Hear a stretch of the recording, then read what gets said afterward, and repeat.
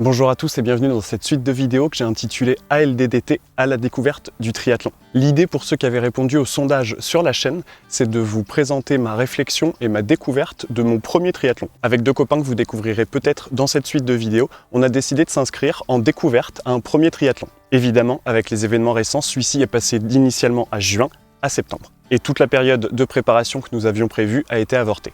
Du coup, j'ai pensé que dans la logique de reprise d'activité que beaucoup d'entre vous ont pu connaître, ça pouvait être sympa de vous partager la mienne. En plus de ça, je pense que beaucoup de personnes ont envie de découvrir une nouvelle activité comme le triathlon, mais ne savent pas trop par où commencer. Donc, comme je suis totalement perdu aussi, autant qu'on le soit ensemble. Dans ce format de vidéo, je vais vous exposer mes axes de réflexion ainsi que ma démarche d'entraînement petit à petit. Je vous rassure tout de suite, je suis loin d'être un spécialiste des sports d'endurance. J'étais plutôt sport-co et de bonne qualité d'explosivité et de vitesse. Mais l'endurance, c'est pas vraiment mon truc. C'est une vraie découverte pour moi, donc vous ne devriez pas être impressionné par les temps. Mais encore une fois, je pense que c'est la démarche de réflexion et aussi de prévention qui peut être intéressante à partager. Le triathlon, c'est donc natation, vélo et course à pied. On va le dire tout de suite, c'est un sport très coûteux. Déjà parce qu'il faut du matos dans les 3 disciplines. Et le matériel, à mon avis, c'est la première démarche de prévention. C'est aussi un sport très chronophage puisqu'il faut s'entraîner dans les 3 disciplines. L'organisation va donc être déterminante dans la logique de préparation physique. Quelle démarche va être la mienne ?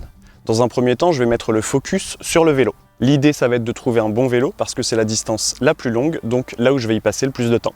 Et si je suis pas trop mauvais, c'est aussi là où potentiellement je peux gagner le plus de temps. Donc trouver un bon vélo, mais également déterminer une bonne position pour rouler. Je pense que c'est essentiel et que c'est un sujet assez négligé dans les magasins de vente. Et comme on n'en entend pas forcément parler, le grand public ne se pose pas trop la question. En découlent des douleurs aux fesses bien sûr, mais aussi potentiellement au dos, au cou, également aux genoux, etc. Donc, je vais aller chercher des conseils pour essayer d'être au top de ce côté-là. Pour la natation, ça va être un peu plus compliqué. Les piscines ont encore, à certains endroits, des restrictions. Un autre point important et qu'il ne faut pas négliger, je déteste ça. J'étais traumatisé à l'université à 7 h du matin en bassin extérieur en janvier 2 fois par semaine. Depuis, je suis devenu un peu comme un chat. Donc je vais peut-être revenir aux méthodes des manuels de gymnastique fin du 19e siècle. À l'époque, on apprenait à nager hors de l'eau. Oui, je vais peut-être aussi faire un peu d'histoire dans cette série de vidéos. En ce qui concerne la course à pied, je cours déjà depuis un petit moment. Ce n'est pas du tout structuré, c'est plutôt pour me faire plaisir, mais j'avoue que depuis un certain temps, je commence à y prendre goût. C'est d'ailleurs pour ça que le triathlon m'a tenté. Donc je vais essayer d'en profiter pour organiser un petit peu cette démarche. On va aussi parler un petit peu matériel, parce que les sports d'endurance sont les rois pour ça. Que ce soit les capteurs de puissance, les cardio-fréquence-mètres, etc., ils ont une longueur d'avance dans l'évaluation de la charge interne.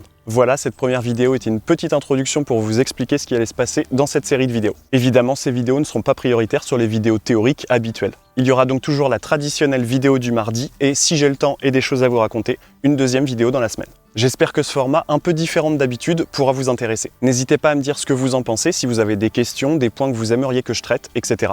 Je suis totalement ouvert à toutes les remarques puisque c'est un nouveau format et que je ne sais pas du tout ce que ça va donner. En tout cas, je vous souhaite à tous une bien belle journée. On se retrouve très prochainement pour du contenu d'entraînement. Et d'ici là, entraînez-vous bien. Salut!